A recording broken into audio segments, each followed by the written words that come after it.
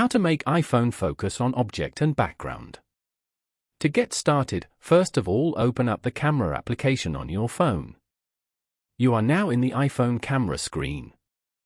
On this screen, go to the bottom panel and swipe left to portrait mode. From here, swipe to choose the effect.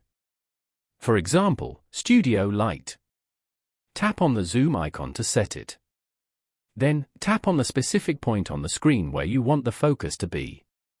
For a more stable focus that won't shift when you move the phone, tap and hold on that same point until AEP lock appears.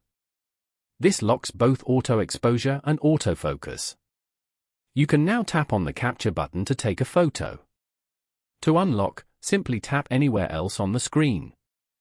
Now, tap on Media at the bottom left corner to view the photo you just took.